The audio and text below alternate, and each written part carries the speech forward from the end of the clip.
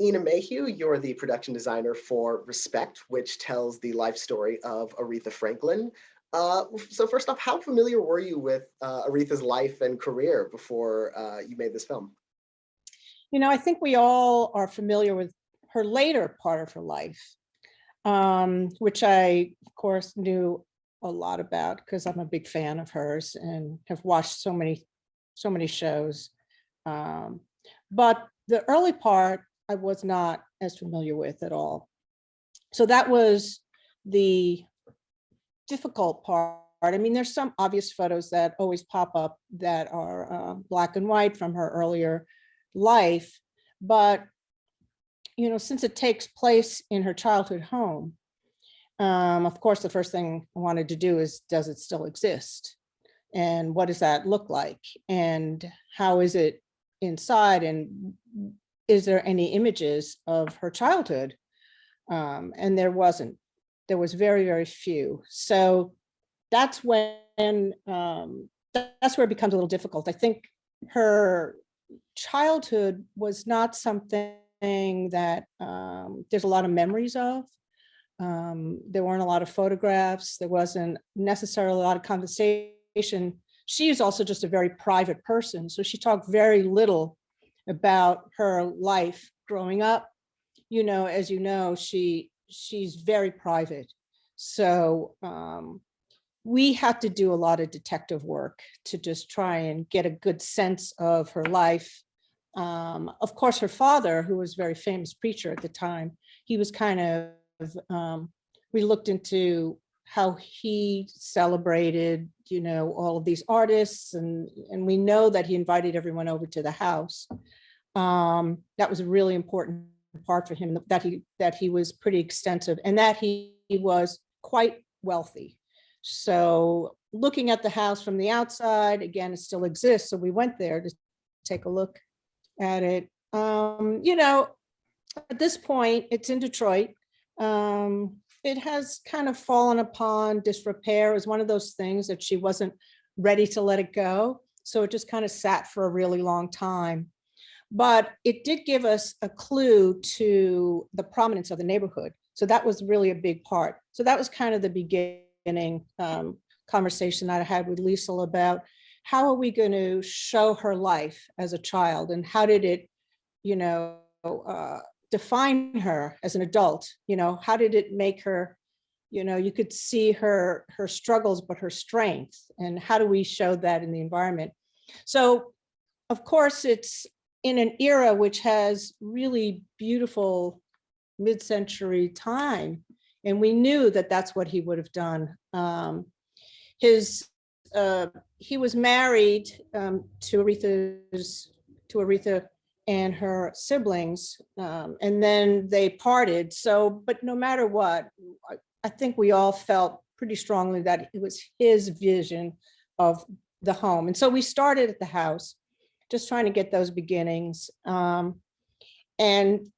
that portion of the film, we took a little bit of time on initially in our conversations, just to really get a sensibility of her life and her time with her mother, how important that was, and the contrast between her mother's house and how she grew up.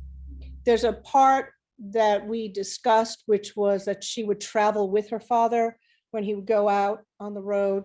So she was really exposed to quite a lot, and we wanted to show all different aspects, especially in his study in the house of his journey and his as a preacher.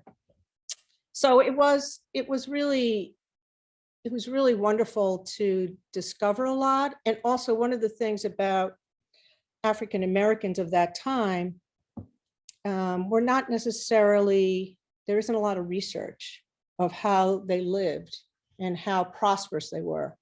And so it was really important in this film to show that they were wealthy, middle class African Americans.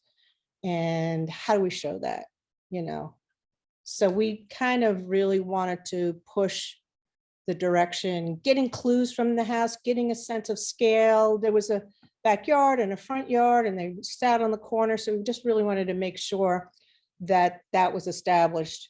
And then from there, we kind of, as she journeys to New York, her father is insistent on her maintaining a certain lifestyle.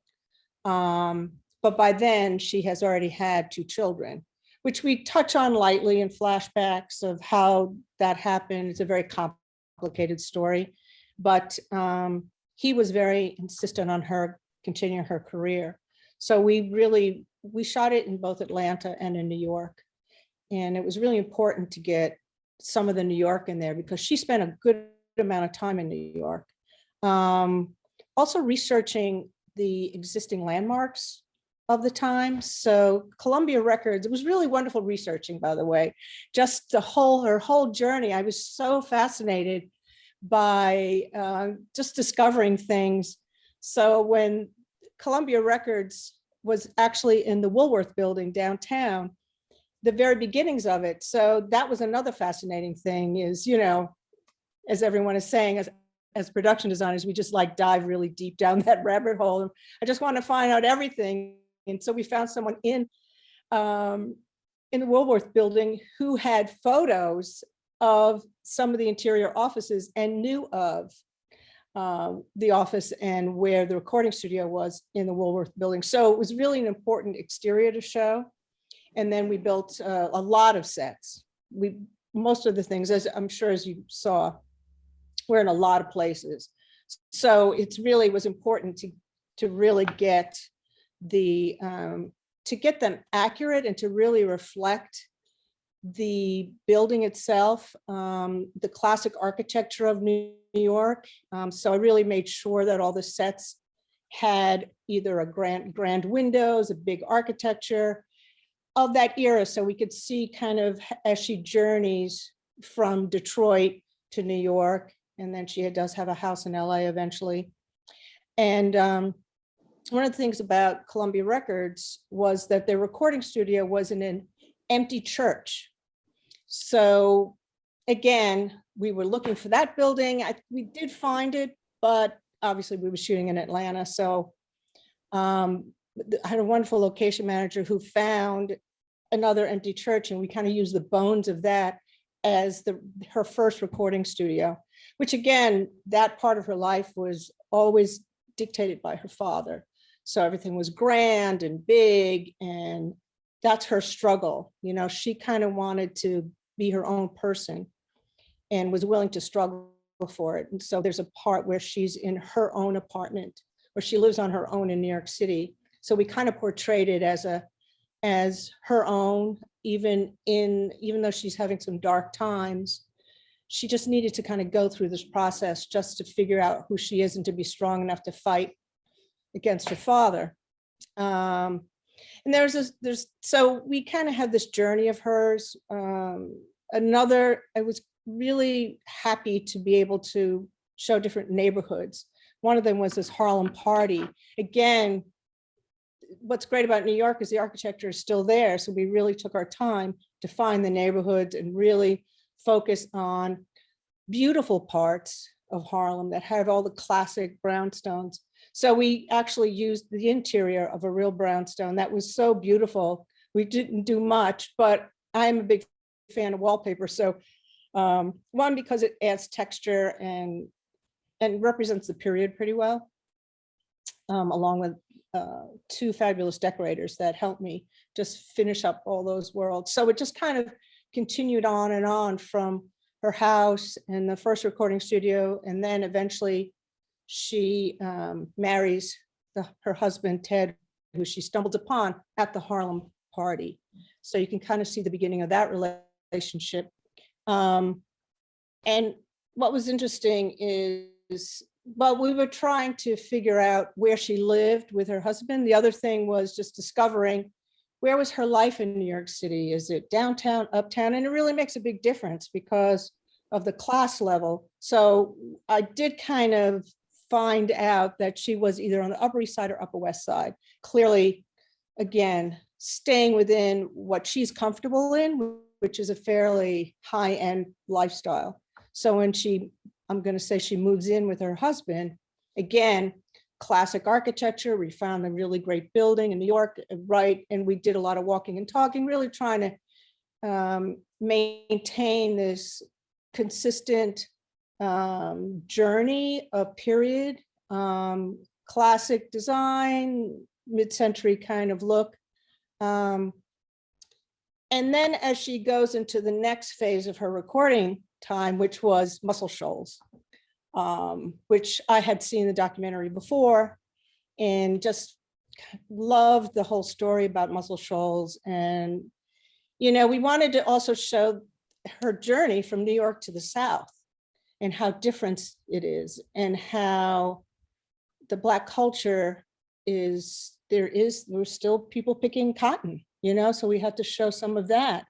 Everything isn't as sophisticated as New York, or even the neighborhood in Detroit. So that was a big effect on her.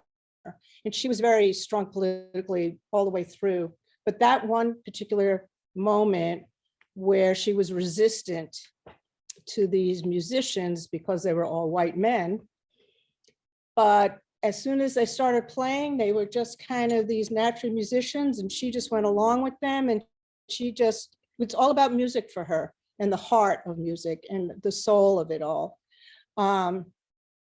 So I had a lot to, in terms of research, what it really looked like. And there are many rooms in Muscle Shoals, but the one that she recorded in was very specific looking. And they all have a tendency to be certainly not as glamorous as Columbia Studios. There's a very kind of down and dirty kind of feel to them. But, you know, I always wanted to find something special or something different or something textural or a little bit of color. I'm a big colorist. I like to use a lot of color and shapes and textures. So what was nice is we really wanted to reproduce everything exactly as it was. And we did get some of the Muscle Shoals. People did come to set, and it was nice to know that they were responded. It was like, yes, they felt at home in it. So, and the musicians felt at home, and the talent felt at home. And that's the most important thing. Is it's all about, for me, when the actors go on the set, that it doesn't feel like a set. It feels like where they're supposed to be, in the house, in an apartment. So I'm very like to complete the set, the ceiling, the walls, everything, so that you open the drawers inside, there's some details, you know, just to get a really complete feeling and a comfort zone for them. Of course, it's always about character, and Liesl was a wonderful collaborator. And but we were very busy. There was a lot to build. There was one little surprise that I don't know if you noticed, was the Rainbow Room. So where she has her birthday party. And we all thought the Rainbow Room stayed the same. So we went to go visit it going, we're just going to shoot at the Rainbow Room. And then we, to our horror, it had completely been renovated. And we had our heart set on doing her birthday party at the Rainbow Room and shooting the exterior at Radio City Music Hall, and really, again, having these highs and lows in her life. And here she's being celebrated by her family and her husband. And so it was kind of a last minute decision to build it. Again, you know, wanted to get it accurate, looking up all kinds of footage to make sure we got it right of that era. So it was this constant discovery, things that we thought we knew and we remembered, but we didn't really. So I surrounded all of us with tons of research. It's, you know, one, because we love it. We love the kind of constant searching, and that process is just exciting. And adding, you know, the elements that are important to the film to either enhance the character or just to, again, show all the different levels of her life, because we only go up to the age 30 when we're in Amazing Grace, which is where we end the film. Again, trying to do our best to reproduce that time. Yeah. And it's a really detailed, extensive work you do. And thank you so much for talking to me about it. It's been a pleasure, and congratulations. Thank you very much.